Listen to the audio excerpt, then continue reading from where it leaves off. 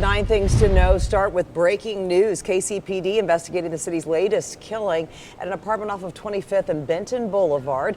Police were called to the complex after a neighbor spotted somebody who'd been hurt. And when they got there, police tried to save the man, but couldn't. He died at the scene. Now, they have not released how he died. If you know anything, though, that can help detectives, call the Crime Stoppers Tips Hotline, 816-474-TIPS. Sources tell KMBC9 News 4 countries want to set up base camp in the metro for the FIFA Men's World Cup this year. We've learned Argentina, England, the Netherlands, and Algeria want to use facilities in Kansas City or Lawrence. FIFA has not confirmed the base camps yet, and KC organizers won't speak on a possible fourth base camp location being added at Swope Soccer Village. But FIFA is expected to announce base camps sooner rather than the original April deadline. That's according to KC 2026 CEO Pam Kramer. Kansas lawmakers are set to discuss the Chiefs' term sheet for their planned move to Kansas in 2031. There's a joint meeting.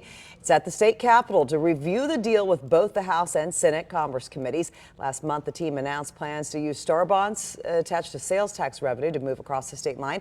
The proposal includes a $3 billion domed stadium in Wyandotte County and a new training facility and headquarters in Olathe. We're hoping to learn more about the projected costs, also the impact on taxpayers and those two bond districts. Today's meeting is at 1:30 this afternoon in Topeka. We need more stability in this world, but we do prefer respect to bullies. President Trump's on his way to Switzerland after an electrical issue on Air Force One delayed his journey that turned the plane around.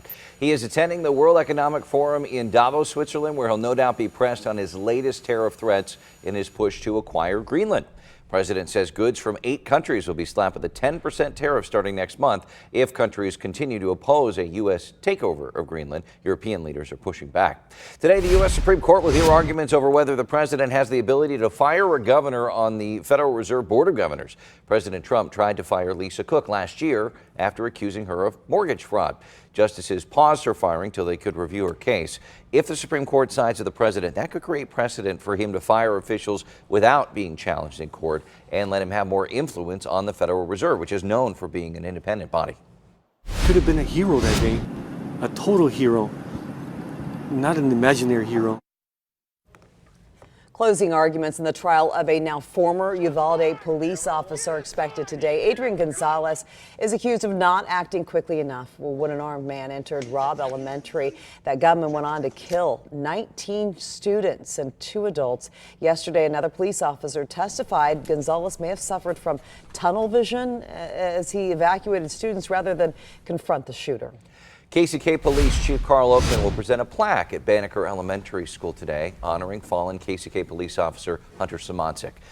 The officer, killed in the line of duty last fall, volunteered with the school's Lead to Read program. The plaque will honor Officer Simoncic's dedication to the program and the school. The event starts at 11:30. Well, the Red Cross is experiencing a severe blood shortage right now. The organization says its supply is down 35%. So type O negative, A negative, B negative, those are at the lowest levels right now. The Red Cross says that a surge in flu cases and severe winter weather are hampering their blood collection efforts. In order to get more donations, the Red Cross is offering a trip to the Super Bowl. Yeah, for 2.